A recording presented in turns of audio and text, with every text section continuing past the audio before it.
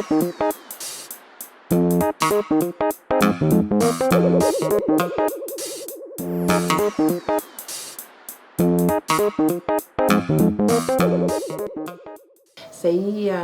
ao anatin'ilay atao hoe fikambanana kely voniforona tamin'ny voaloha dia nisy ireo accompagnement sy appui be da be natao mifanainganay na ahafahanay mivelatra na ahafahanay nahafantatra hoe ohatr'izao daholo ny zavatra tokony atao rehefa mitondra association zany ohatr'izao ny fomba fanao rehetrarehetra dia tena nisy étape par étape mihitsy nataony fanainganay na amin'ny resaka fifampitondrana atao anatiny ny organisation ny fikambanana hoe ohatr'izao ny tokony ho izy ohatr'izao ny tokony fandraisana fanapa-kevitra dia zay zany ny voalohany hoe nampitombo na tonga fikambanana nivelatra sy ny matotra kokoa zany sy ny nahazo traikefa kokoa tamin'ireo fanampiana sy torohevitra be da be zay nataony fanainga. Ny lafiny faharoa dia ho an'ilay olona manao fahasembanana mihitsy zay izahay membre ihany koa sy ireo ataontsika hoe mpisitraka na bénéficiaire tamin'ny alalan'ny fanampiana tamin'ny fanatanterahana andreo fitakiana ny zoa fanentanana maro samihafa ny tompon'andraikitra dia ny vokatra azo tamin'izay zany dia efa nanomboka misitraka ny zony ny olona manao fahasembanana eto faritra Antananarivo aloha izay niasana indrindrandrindra eo amin'ny resaka fitaterana tao anatin'izay tetikasa nanampiany fanaingana izay zany dia misy an'ity natao hoe dinan'ny fitaterana mampiaty ity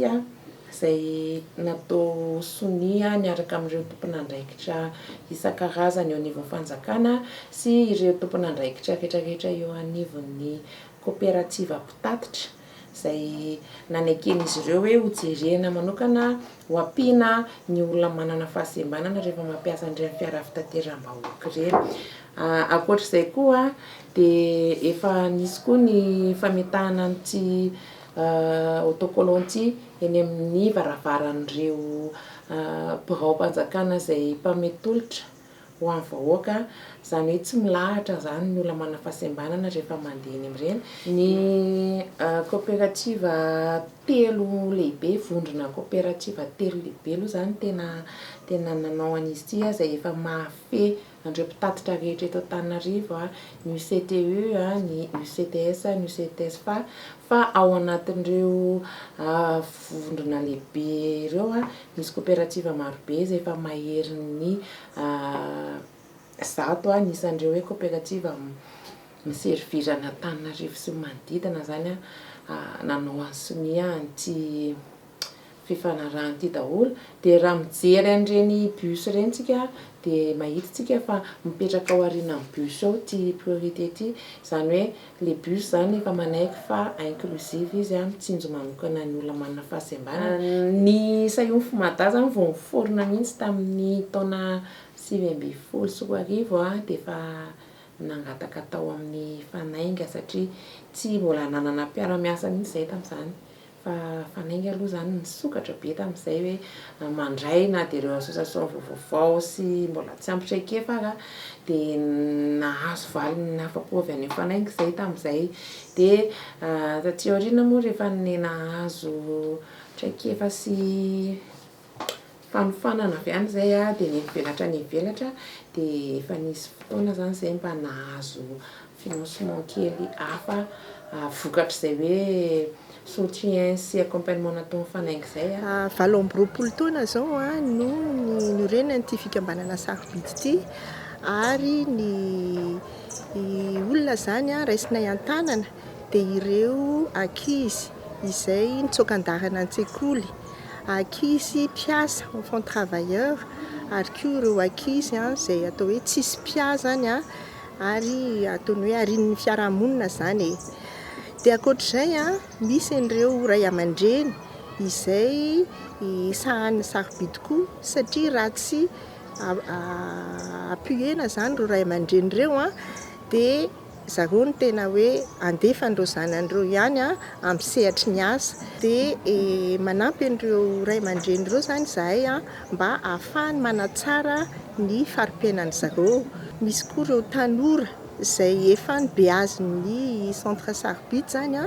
nefa dia tsy afaka noho ireo fianarany dia hofaninay amin'ny resaka fiofanana arak'asa zany ireo tanora ireo mba ahafahany zareo miatrika ny fiainany ao aoriana ao. Dia nanantona ny fanainga zahay ahafahanay manatotosa zany, ka ao anatin'izany fiarah-miasa mifanainga zany dia nisy fampiofanana satria mbola hita fa mbola betsaka ny lesoko na eo amin'ny fitantanana amin'ny ankapobeny zany na ny anjara andraikitry ny tsirairay avy ao anatin'ny fikambanana. Dia amin'izao zany zay ahafahanay manatsara an'izay dia efa mipetraka araky ny fenitra moa zany ireo mpikambana ny asa andraikitry ny birao, ny asa andraikitry ny organe exécutif izay teo aloha zany azo lazaina hoe mbola nifangaro ihany, fa ankehitriny zany izy dia efa tena samy manana ny andraikiny tsirairay avy. Dia nisy ny resaka hoe atelier momba ny atelier de changement social zany niarahana amin'ireo OSC eran'ny Analamanga, izay tena zava-dehibe tokoa satria nahafahanay nahazo ny traikefa na expérience an'ireo OSC namana zany dia nefa afaka ampiarinay eto amin'ny fikambanana sarobidy. Ireo OSC ireo zany amin'izao dia efa nahazo ohatrany hoe réseau mihitsy zany zay amin'izao na ny fanatsarana ny centre zany ny fitaovam-pianarana, fampiofanana ny mpampianatra, dia tianay manambara eto fa miabo zany raha hoe izay ny filaza azy ny résultat ny centre sarobidy tao aoriana izay fiarahana tamin'ny fanainga zay. Amin'ity taom-pianarana ity zany dia 530 ny zaza beazinay eto amin'ny centre. ONG Ivrach ou Rarn Sits Nivoirane, créée en 2015, nous sommes une organisation de la société civile malgache structurée en entreprise sociale. Nous avons 3 missions. La première, donc, impulser auprès des citoyens et des gouvernants la culture de probité, de responsabilité et de redevabilité. Engager de manière constructive les citoyens, le secteur privé, le secteur public et surtout la communauté locale, donc dans la gouvernance intègre, juste et efficiente. Et enfin, militer en faveur de l'état de droit, la promotion des droits humains et la lutte contre la corruption. Actuellement, donc, nous mettons en œuvre le projet Tanzanak 2025-2026 avec l'appui de Fananga Plus. Auparavant, nous avons été accompagnés par Fanang en 2020, en 2019 et en 2020, donc par le biais du projet MAFA et MAFI. À la fin du projet MAFI, nous avons pu bénéficier d'une science d'évaluation organisationnelle et d'une évaluation des impacts des projets par l'équipe de Fananga Plus. À travers cette évaluation-là, il y a eu plusieurs points d'amélioration au niveau organisationnel, ce qui a conduit donc à plusieurs appuis, à savoir donc la tenue d'un atelier pour la mise en place d'un plan, du plan stratégique 2025-2030 de l'ONG Ivrach, qui est actuellement donc mis en œuvre par l'organisation, mais également donc par le financement à travers Tanzanak du plan de pérennisation et d'un recrutement de consultants pour accompagner Ivrach dans sa pérennisation pour les années à venir. Ce qui est intéressant en fait dans le domaine dans lequel nous travaillons, c'est que les résultats ils ne sont pas perceptibles à court terme, ils sont plus perceptibles à long terme et ils sont structurels surtout au niveau de l'État et des gouvernants. Mais il y a quand même certains impacts que nous pouvons vous partager, dont nous sommes fiers, qui ont été acquis par le financement de Fanang ou de Fananga Plus. À travers le projet MAFI, nous avons pu mettre en place une clinique juridique MAFI, donc, qui a permis d'accompagner et d'appuyer donc, plusieurs personnes qui ont en conflit avec la loi ou qui